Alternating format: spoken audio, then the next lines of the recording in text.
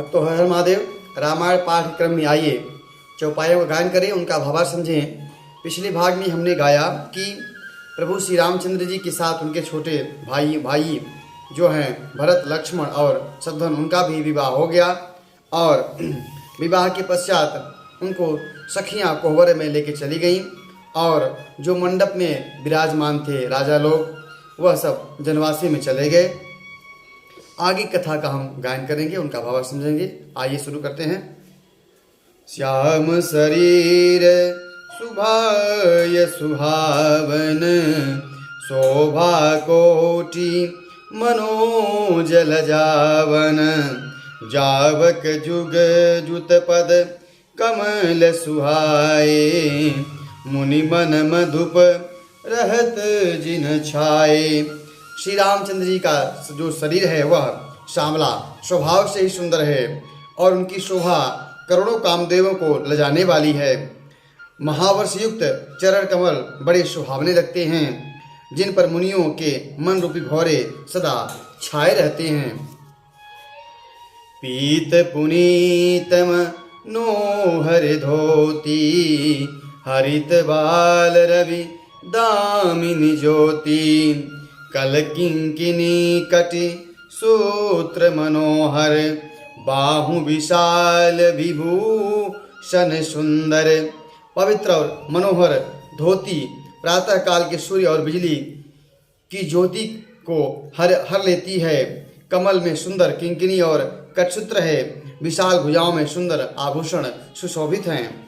प्रीत जनेऊ महाछवि जेई, करमोद्रिका चोरी चितुले, सोहत ब्याह साज सब साजे, उरयायत उर भूषण राजे। पीला जनेऊ महाशोभा दे रहा है। हाथ की अंगूठी चित्त को चुरा लेती है। ब्याह के सब साजबाज सजे हुए हैं और शोभा पा रहे हैं। चौड़ी छाती पर हृदय पर पहने हुए सुंदर आभूषण सुशोभित हो रहे हैं। पियर ऊपर ना काखा सोती, दुहुआ चरनी लगे मणि मोती, नयन कमल कल कुंडल काना, बदनु सकल सौंदर्य निधाना। पीला दुपट्टा काखा सोती शोभित है, जिसके दोनों छोरों पर मणि और मोतियां लगी हुई हैं।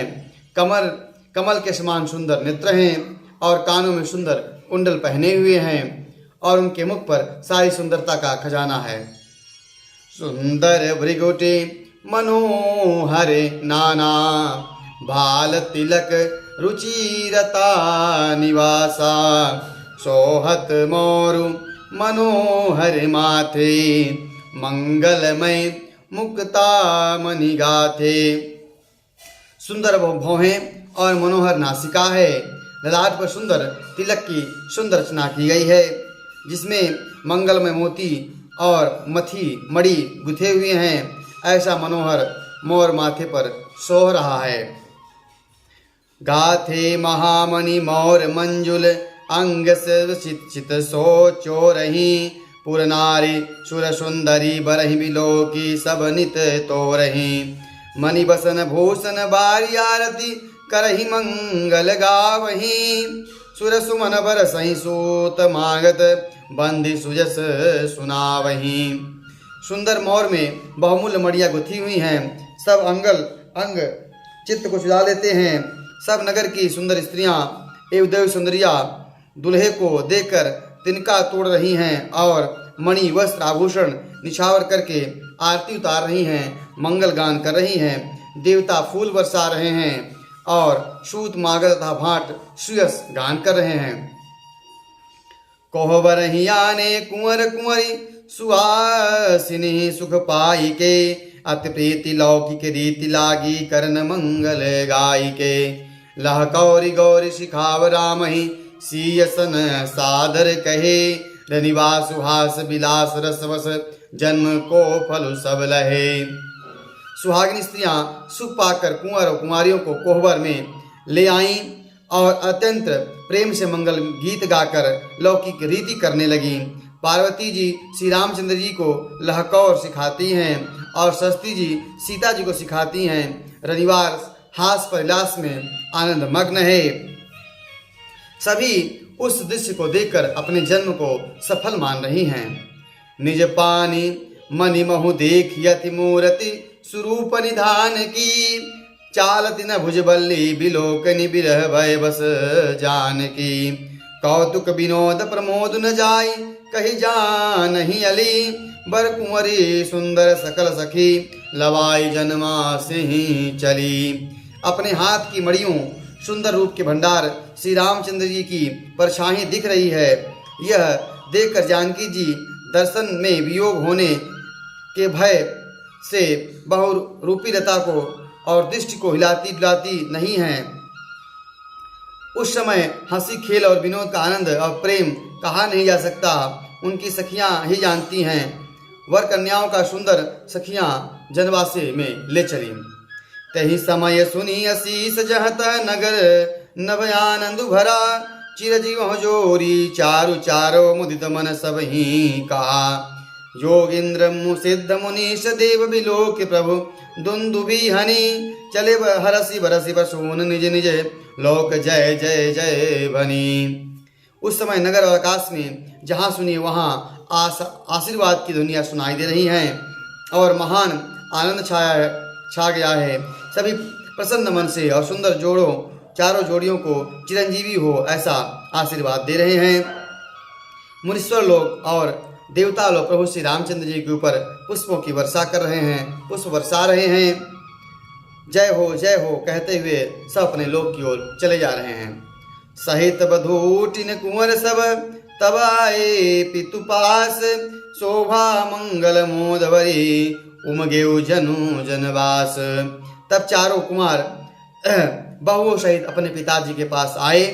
ऐसा मालूम होता था मानो शोभा और मंगल से भरकर जनवासा उमड़ गया हो। पुनि जेवनार भई बहु भांति, पठई जनक बुलाई बराती। परत पावरे बस नयनूपा, सुतन समेत कियो भूपा। फिर बहुत प्रकार से रसोई बनी और नगर में जनक जी ने बरातियों को बुला भेजा और फिर राजा दशरथ जी अपने पुत्रों के सहित अनपन वस्तुओं के पावड़ों पड़े जाते हैं। सादर सबके पाय पखारे, जथा जोग पीढ़न बैठारे। धोए जनक अवधपति चरना, शेल सनेहु जाई नहीं वरना। आदर के साथ सबके चरण धोए और यथायोग्य सबको पीढ़ों पर बैठाया गया। तब जनक जी ने दशरथ जी के चरण धोए और उनका श्रील स्नेह का वर्णन नहीं किया जा सकता है। बहुरी राम पद पंकज धोए, जे हर हृदय कमल महु गोए। तीनू भाई राम सन जानी, धोए चरण जनक निज पानी। श्री रामचंद्र जी के चरण कमलों को धोया जो शिव जी के हृदय कमल में छिपे रहते हैं। फिर इसके बाद तीनों भाइयों के चरण कमलों को धोया और उन्होंने रामचंद्र जी के समान ही समझा।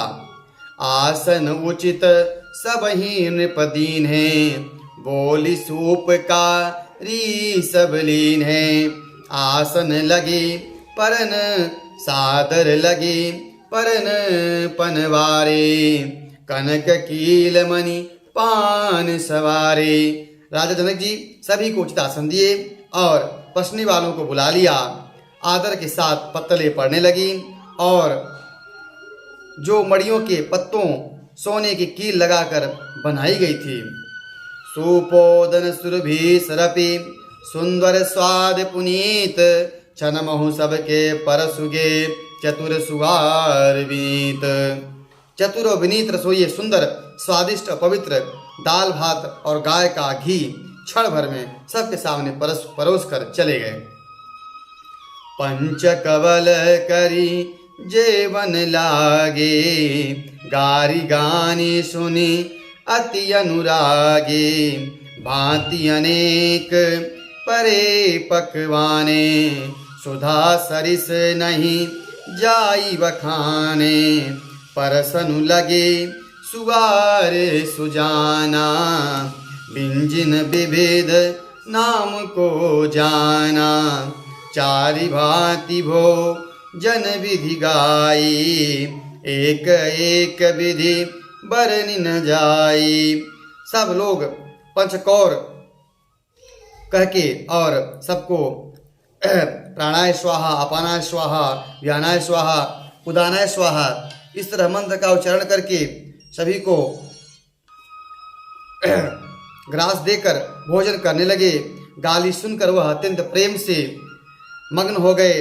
अनेक तरह की अमृत के समान स्वादिष्ट भोजन परसे जा रहे थे, जिनका बखान नहीं हो सकता। चतुर रसोइया नाना प्रकार की व्यंजन और परसते हैं, उनका नाम कौन जाने। 4 प्रकार के चोष्य, लेह, पेय और चूस कर 4 प्रकार के भोजन बनाए गए। उनमें से एक एक विधि के इतने प्रकार बने थे जिसका वर्णन नहीं किया जा सकता है।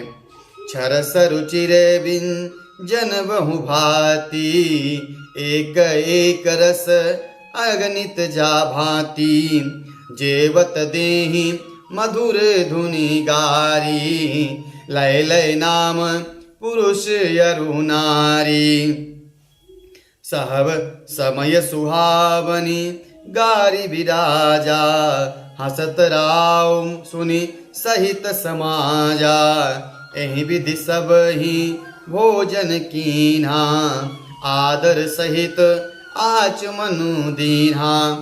6 रसों के बहुत प्रकार से सुंदर और स्वादिष्ट व्यंजन बनाए गए हैं। एक एक रस के अगणित प्रकार के बने हैं।